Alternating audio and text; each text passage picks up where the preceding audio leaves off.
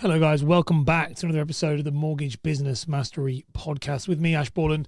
And this week's episode, I'm going to be talking about, I've just deleted the actual topic here, so let me just bring that back up here. The actual topic we have on screen is how to build systems that save time in your mortgage business. How to build systems that save time in your mortgage business is what I want to unpack because, yeah, systems is a funny one. And there's so much stuff. I've wrote loads of notes down already on my iPad about what we're going to talk about today within this. So, yeah, buckle up for this one. But systems is an interesting one. And more importantly, systems to save time. Because one of the things I definitely see mortgage brokers talk about all the time is how they are super, super busy, that they don't have a lot of time. And truthfully, I need to turn my on-air sign. Look, I'm on air live. I'm not live, but I'm recording a podcast right now. And I'm not on air. So let me just turn on my on-air sign. And hoping at the same time that when I turn it on, I don't knock all of my like Charizard and all that stuff off the unit. So mortgage brokers always want to save time. They always want to, find a kind of like a way of being able to streamline stuff because it's a busy job. It's a very admin heavy job. It's a very a job that requires a lot of requires a lot of time from you to deal with people as well as all of the red tape and so you can build systems in your mortgage business to save time. And a lot of times I feel people are working, and this is a great thing, I love this concept, which is everyone's doing like hard work, guesswork, but what they really need is a framework. What they need to do is to follow something before, because the hard work is one thing, and you can, keep going, throwing that sledgehammer at the wall and hitting it as much as you can, and just burst your way through. The guesswork is throwing something at the wall and hoping it sticks. But a framework means that you know that every single time you do it, you're going to be able to actually get the result you want. And you can do that. It's not actually rocket science. And for me, as a sales and marketing coach for mortgage brokers, it has been my obsession around building systems and processes, frameworks, workflows, automations, templates, things like that we're going to unpack today, that absolutely have allowed me and my clients to be able to reach results that many people would say are, that they can't believe. And it's crazy. Many people will be like, how would they do that? And a lot of the times, the clients who I work with, me included in that, when I put myself in that category, I'm not doing anything that you can't do. We're not doing anything you can't do. You absolutely can. It's just knowing how to build those. So the first thing, let's talk about the 3 core systems in your business, in your mortgage business, that I believe you need to have. Okay, the 3 core systems in your business for me is marketing, sales, and retention. They are the 3 core parts of your business. So marketing is effectively lead generation, attracting people in. Sales is income maximization. How do we make the most out of the client when we're actually selling to them? And then retention is how do we get them to re-engage so that we build and compound upon our ideal on our client bank and importantly that our income, so that we're effectively a closed loop system.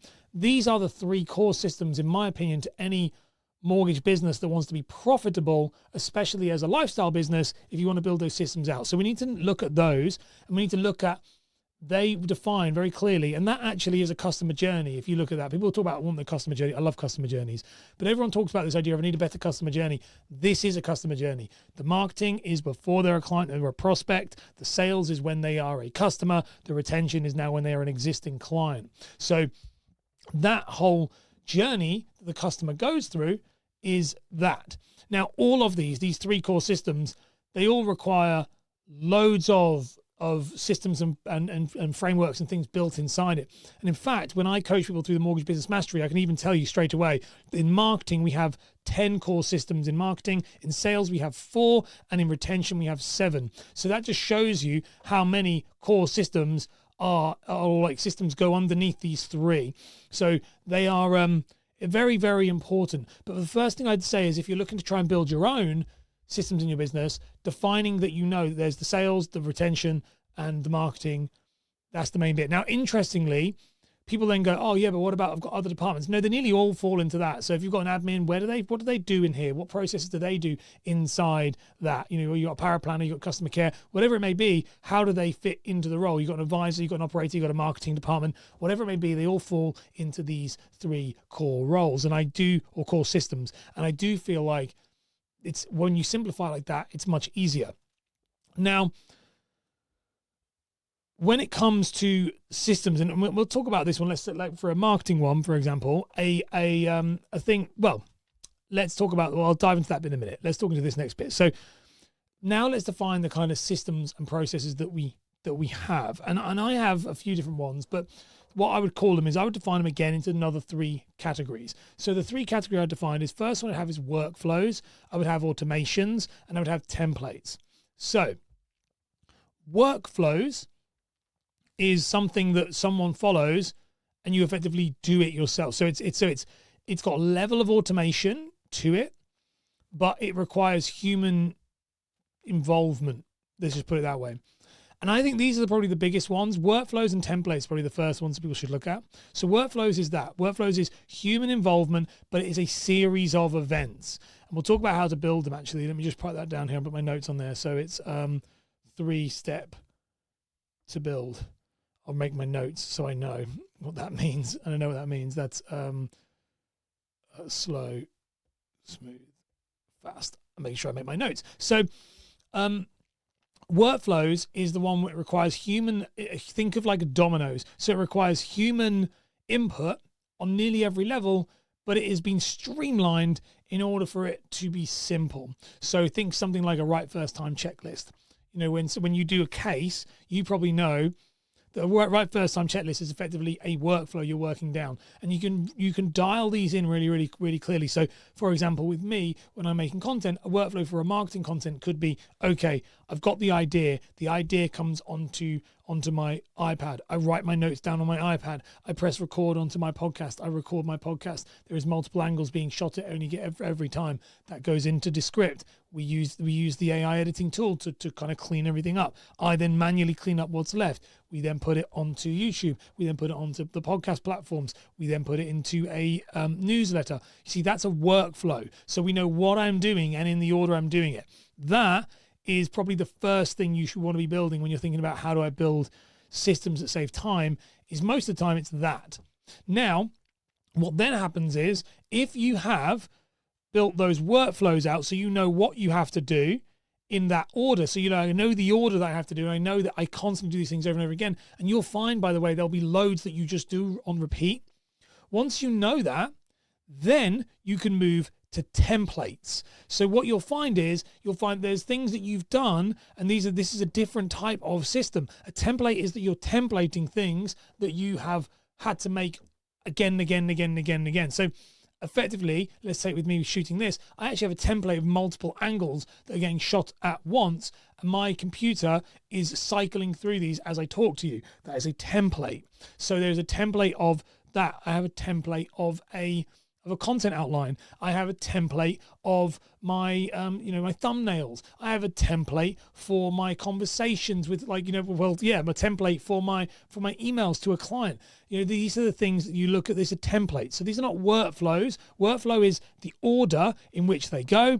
Templates is now, if you see something that you think, do you know what, I always make this, I always have to do this over and over again, then you're not trying to speed up how fast you do it. You're trying to just remove the fact that you have to keep making it. Now, templates, you can template so many things in your business, so many things, so many outreaches. A great example of a template, for example, could be like, and a really great one with this is like videos, where if someone is asking you a question all the time, have you got a video that you can send to them that's effectively like templated, but it's a generic answer to the question they keep asking, so you can end up pushing people that way. Again, templates can take all different formats. They can be ones that you change and send later. They can be ones that you have to change. There's ones that you can actually just, that you can just create once and not have to worry about it. So templates is the next part. So workflows is this idea that they are moving in line, so you know the order so that you can make that fast.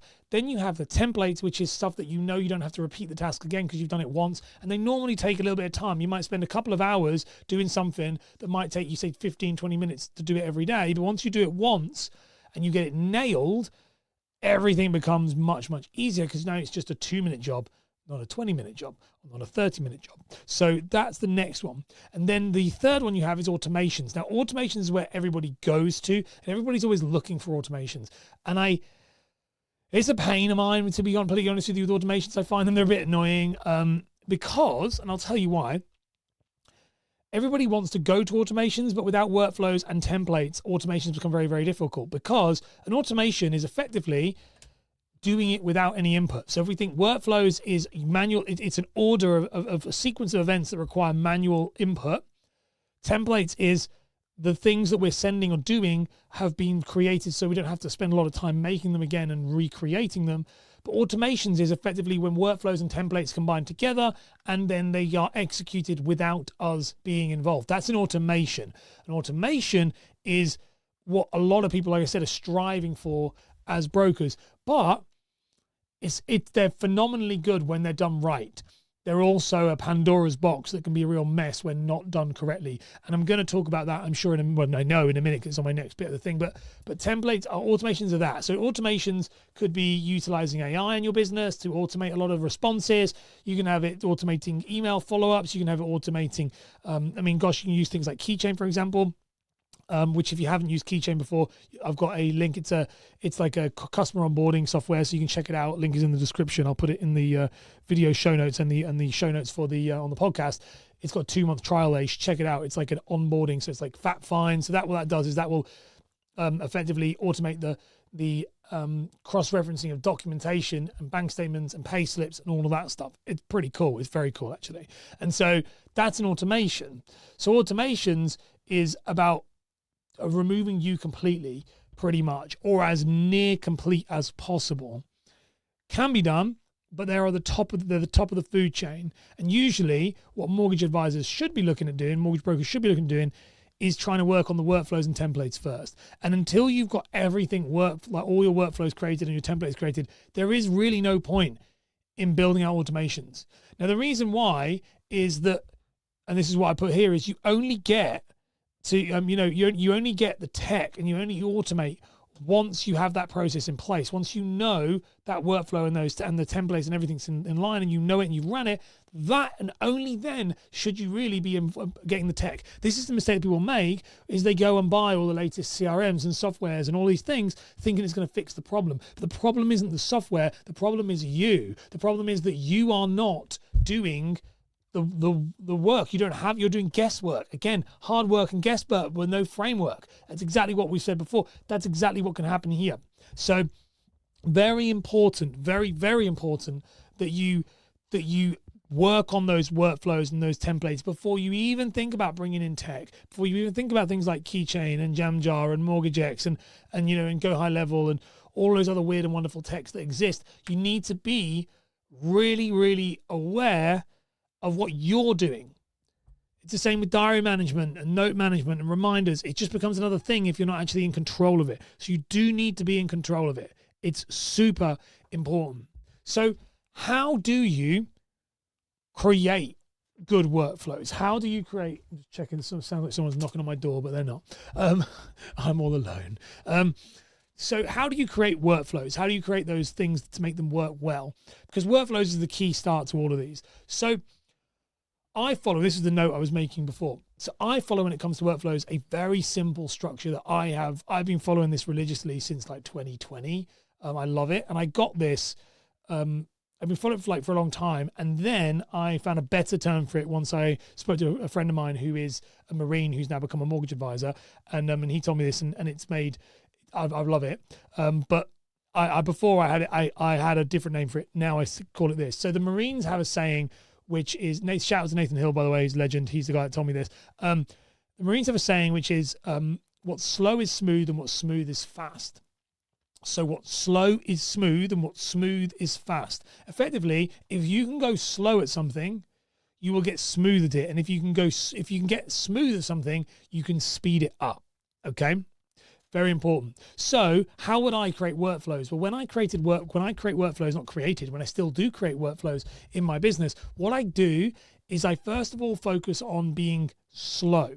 Now, when I talk about being slow, what I actually do is I analyze and look at everything I'm doing. So I look at all the stuff I'm doing. I look at all of the variables and, okay, I'm shooting a video like this, but I kind of like, and I'm doing this right now, by the way, on my YouTube channel. So if you go on my YouTube channel, I'm in the slow phase now, where I am, if you go to my main channel, which is Ash Borland, I'm like doing more vlogging style content. In fact, I've just literally got my camera out from the storage unit because we're moving house, and I'm doing vlogging content where I'm out and about in my garden, and which is a mess because we're moving house, and obviously we've ripped everything out, and the house is a mess, and everything's a mess because we're bloody moving. So it's everybody's gonna be looking at my tired house at this point. But it's fine because I've decided to vlog because I've decided that because we're moving, I want to be like sharing that journey, and I'm not vlogging about my life. I'm talking about mortgage stuff, so it's pretty cool. But I want to share behind the scenes a little bit as to what I'm doing in my life because I love my job and I love you guys, and I'm able to move to a much bigger and nicer home, and that's because of you guys. For the support and love you've given me for years, since 2020, really. And so since 2020, and so yeah, I just wanted to say that. I'm just saying thank you. They got me a bit sentimental there. Look at that. Anyway, I'm in that phase right now with the YouTube channel. So I'm in slow. Now, what does that mean? That means that I am learning what works. So like I said, I was shooting on my mobile phone, absolutely fine, except when I upload it into my video software, it creates like light blur. It doesn't do HDR very well. So then I'm like, okay, cool. Well, when I'm in, and then I'm shooting into my office with my mobile phone, the lights all saturated, doesn't look anywhere as good as what this looks like now. And I have a phenomenal setup that I can do loads of cool things on my computer, and I'm not doing that. So I was like, okay, how do I do that? So now what we're doing now is using I've got a camera, which is the same camera that I have. It's a Canon M50 Mark II. It's the same camera that's the two cameras that are cycling through now. So I'll be able to use one on outside on the go as vlogging, and then I'll be able to come into the studio and be able to mix between the two here. So that's a slow phase. So what that means is I'm trialing things. I'm playing around with it. Normally I'd spend about 30 days in the slow phase. So that's where I'm like trialing things, seeing how that works, trying to break it. What's good, what's bad. The slow phase normally costs me a lot of money because you're trying to buy new things, see what works. Anyway, once you've found that formula in that slow phase of like, okay, this is the workflow. I think this is it. What I then do is I then spend the next section, which is the smooth. And the smooth is how do I build that workflow out? So I need to build it and run it. So I need to run that workflow and build that out so that I'm creating it. So the first one was like just trial and error on everything. The second stage, the smooth, is how do I create that workflow so it runs in sequence. I create the templates, I make everything that's in it, and I move through those systems. Very simple to do, but it's a little bit cleaner because now we've got the data. I can now do the movements. Little bit more refined, and it's a little bit like better. And I love this part. That's one of my favorite bits. Because it's like, well, actually, I like all three bits, to be completely honest. My brain's weird with this. I love stuff like this. And once that's the case, the smooth bit is you've built this workflow because now you've created a smooth line, which brings us to the final bit, which is fast. So fast is how do you've got to run that workflow as fast as you possibly can, as many times as you can until you break it. That's what you're trying to do here. So with the slow, it's like, okay, I'm going to spend a bit of time. I'll make some videos. I'll trial it. I'll try the sound. I'll try that one. I'll see how people like it. I'll see how people react, see if I like it. The smooth then will be, okay, I now know that I will, if I open with a hook like this, and then I walk and do this thing, and then I use this shot, and I can create effectively a framework of exactly, and a workflow of exactly how that video should be scripted, shot, edited, uploaded, and marketed.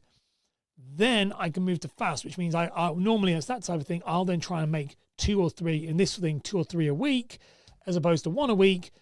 And I will run it again and again and again and see where it doesn't hold up, see where it breaks down, see where if I run it 10 times in like a month, whereas I would normally do it 4 times, where do I run out of ideas? Where do I run out of creativity? Where does the kind of machine start to kind of fall apart? And that will then allow me to refine it to the point where it works. And once it works, and it's gone through the slow, smooth, fast, it's working then. Now you can do this with everything. You can do it with selling insurance. You can do it with selling, with your fees. You can do it with marketing. You can do it with our client onboarding. You can do it with retention. You can do it with remortgage reminders. You can do it for everything. But you just have to think about it like that. So you have to think, when it comes to building systems that are going to save you time, it's a big time sink in in order to be able to get the time back. Because like when I go to that slow, smooth, fast, well, by the time I'm running it fast, what does that mean? When I've ran it fast loads and loads of times, and now I drop down to doing it once a week, which is the cadence it needs to be, well, it's going to take me like 30, 40, 50 minutes to do a video that would take most people 4 or 5 hours. And now I've got time back. And now I'm at a level where I can create at an output that most people couldn't do, will be at a quality that most people couldn't do, purely because I put the time in. And that's exactly the same when it comes to your sales and your marketing and your retentions. They're all the same thing. So it's workflows, templates, automations, and follow that slow, smooth, fast framework. And if you follow those things, that is how you're going to build systems that save time in your mortgage business. It's really no way near as hard as you think. Now, if you enjoyed today's episode, I was about to end on a thing that if you enjoyed today's episode, please do subscribe to the YouTube channel here, which is the Mortgage Business Mastery channel. I've separated the two channels. What I've done now is I've separated the mortgage channel, the podcast channel, from the personal channel. And the reason being is because I want that channel now to be these more vloggy entertainment. They're not entertainment, they're education, but they're vloggy style. They're more talking to the camera. There's going to be screen shares. There's going to be all these different things going on those videos. Whereas with this one, this is pure podcast. It's pure once a week podcast. We're going to come every Thursday, and it just have had to be refined in my content strategy over the last few weeks and months actually. And so this is where we're at now. I've got, like I said, the content planned. How many times I said that all the time, but this is the easiest one to do. I can run this. I love it. It was a choice between getting rid of the podcast completely and not doing this at all and moving just purely to the new style, or keeping it so and keeping it and doing one a week. So I've kept it and done one a week. So that's my take on it. Please do reach out to me if you have any questions on Instagram. That's the place to go. And I just want to say a massive thank you to you all. Like I've had a bit of a weird couple of weeks and in my own personal life, and I just wanted to just say thank you. I'm just very grateful and reflecting on my career that I've had so far, and I'm very grateful for all of you who've supported me and all of you that stood by me and all of you that believe in the vision and mission that I'm doing. And it's not lost on me. I just want to say. So it's very much kept me very motivated and driven during some tough times. So I will love you all and leave you all. And yeah, I'll see you next week. Bye.